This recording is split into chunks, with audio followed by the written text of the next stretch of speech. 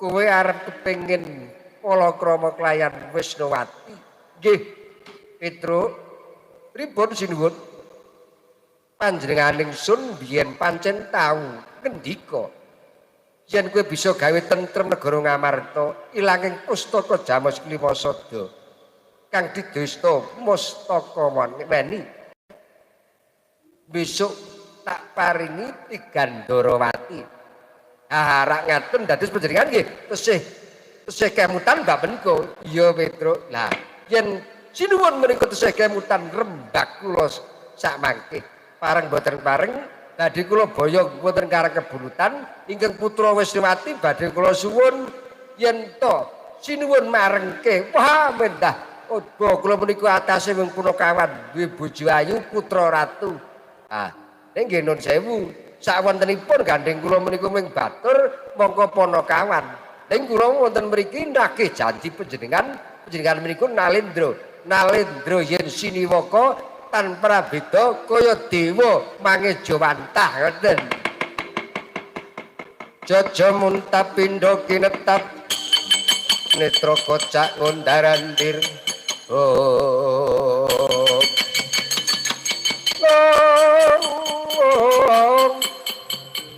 Gedruk Siti Bantala Kerut Kanang Waja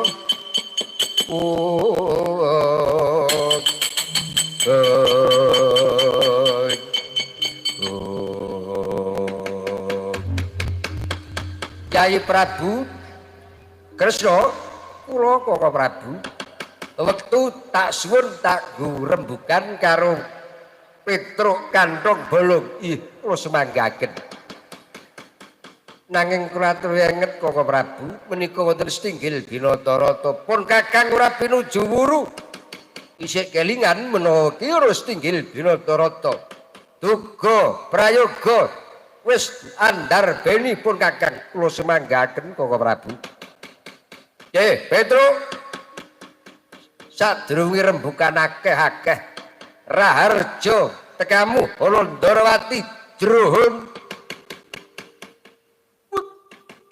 sinuwun Mandura. Ya, nggih pangestunipun sinuwun boten manggih sambikala bekti kula kunjuk tak tampa Petruk. Wonten menapa kok majeng tanpa tinimbalan tikel wimbali sinuwun Mandura nun sewu. Petruk wonten dawuh. Anggepmu kowe ana Ndarawati ku tak anggep apa Yai Prabu Bathara Kresna. Rembugmu kowe kepengin anjatu krama purunanku Wisnuwati tegese kowe kepengin nglamar. Apa kowe ora kelingan apa kowe ora ngerti menawa kowe iku ming batur 17 kowe iku ming punakawan. Lah kok kowe clandhakan kumo wani nglamar purunanku Wisnuwati. Wangsul Petruk. Nggih kepareng matur nuwun sewu Diwaji. Kula menika sowan wonten Ndarawati mboten wonten Mandura. Ingkang kula pikajengaken menika nyuwun sabdanipun sinuwun Ndarawati. Nuwun sewu panjenengan wonten negari Ndarawati jejering tamu. Kula wonten Ndarawati harep ming Petruk nggih dhayoh. Mboten wonten jamake dhayoh kok mbalekke dhayoh niku mboten wonten.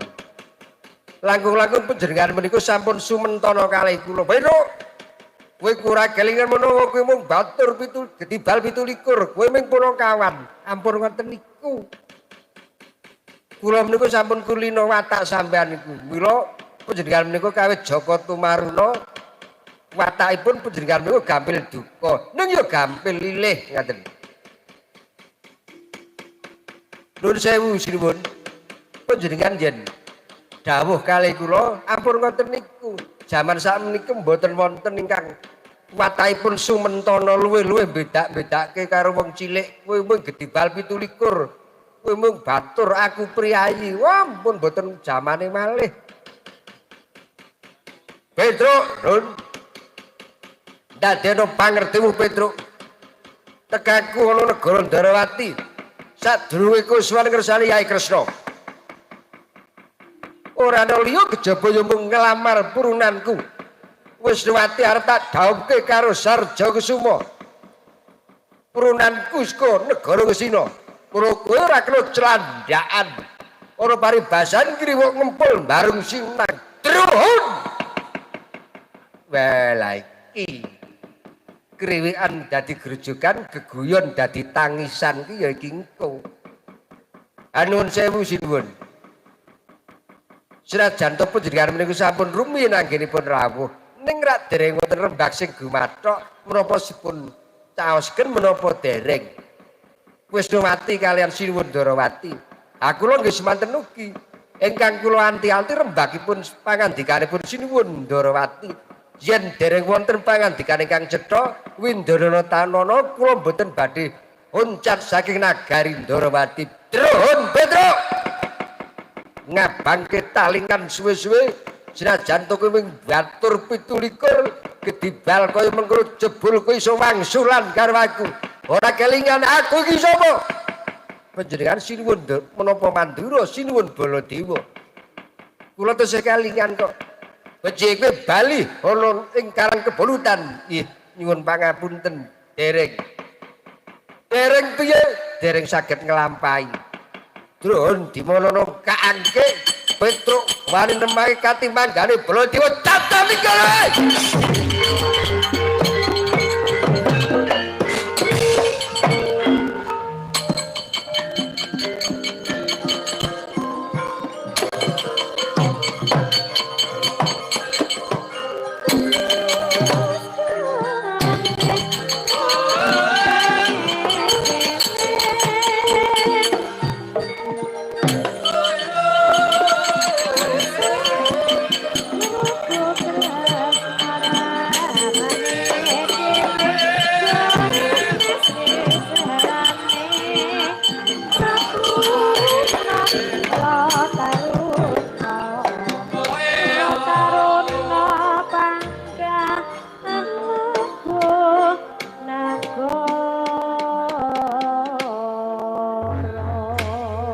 Aja dicegati Yai Petruk semedi tak juweng-juweng kuwandhani.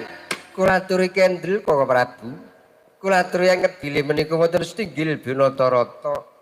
Yen kapresan para kadang ngeraja saking mancanegari kanyana Kakang Prabu menika setunggaling nalendra ingkang boten marsudi Subasita druhun dimenara kaangke Petruk wani wangsulan karo aku druhun.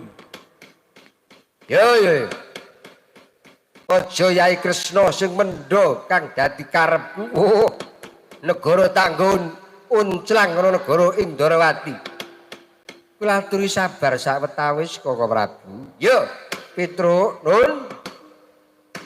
Kelenggan iki malah wanter sabdaning panjenenganing Sun Petruk metu njaba. Rembugmu kelenggan iki semedya tak penggalih. Estu lho Sinuwun. Iya Petruk matur nuwun kepareng kula nyuwun pamit. Mboten kedah ngamung sak wanda sadanipun ingkang Sinuwun Darawati kula pundi wonten mestaka pindha jimat. Nanging yen Sinuwun Mandura paribasan kula tampi talingan tengen kula bucal talingan kiwa. Kepareng kula nyuwun pamit nanging nun sewu ampun kesupen. Rembag kula menika wau iya Petruk nanging sakwetara enten ana jabaning Balewerti. Oh nggih. Yen kepareng kula nyuwun pamit dari medal pasilan sing ati-ati Petruk. Ndara Setyaki nyuwun pamit sing ati-ati Petruk. Nggih. Ndara Patih kula nyuwun pamit sing ati-ati Petruk. Nggih nyuwun pamit. Ya Petruk sing ati-ati sampun diwaji kula nyuwun pamit. Ya Petruk sing ati-ati aja dugolan prayoga. Inggih sinuwun.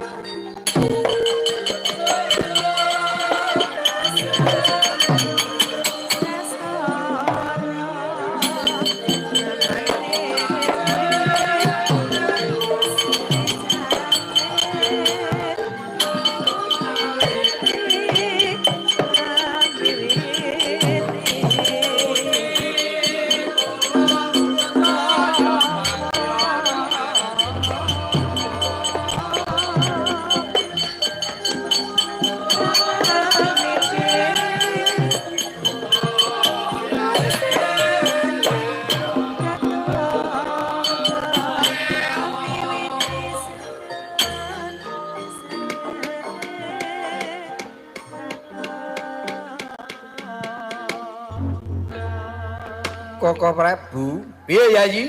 Semunipun Koko Prabu duka klayan Petruk. Sapa wong sing ora nesu Yayi? Yayi Prabu dipamiti, Setyaki dipamiti, Kakang Udawa dipamiti. Aku ning ngarepe tanpa dipamiti. Anggone mlaku karo gebas-gebes melerok karo aku. Bareng arep wis medhun trata krambat, malah karo melet-melet karo nuding druhun. Inggih kula boten maben sepinten to dukanipun Angger Prabu Baladewa. Wong tuwa kok do plerok-plerokan. Kok dianggep wong tuwa iki kepencut karo plerokane. Petruk ku arep werna-werna kok mleroki karo Angger Prabu Baladewa. Luwih-luwih mleroki karo Durna. Durna ke dipleroki wis ora werna-werna kok malah plerak-plerok. Paman Pendhita Durna, kula ngger kados pundi? Nah, menika cara pemangke kula. Petruk sowan wonten Ndarawati menika dados pepalang putu kula Sarja Kusuma ngger kepareng kula nyuwun pamit badhe rembagan kalian para kadang anak-anak kula Kurawa wonten jabiring Baliwerti negari Ndarawati. Kados pundi Koko Prabu? Yayi sing baku pinarak jeng mangya suka. Pun Kakang semedya metu njaba nututi Petruk. Nanging mawantu-wantu panuwun kula Koko Prabu ampun ngantos ndadosaken perkawis ingkang akhir tembe negari Ndarawati sakmangke banjir ludira awit Koko Prabu lan Kurawa murba klayan Petruk dogolan prayoga pun Kakang wis ndarbeni. Lan kelenggan iki kepareng pun Kakang Huncat saka negara Ndarawati murba Petruk kandhong bolong inggih Koko Prabu. Sinajan kula nyuwun pamit nger medal Jawi badhe rembakan wonten Jawi ning Baliwerti negari Ndarawati inggih Paman Pendhita Durna.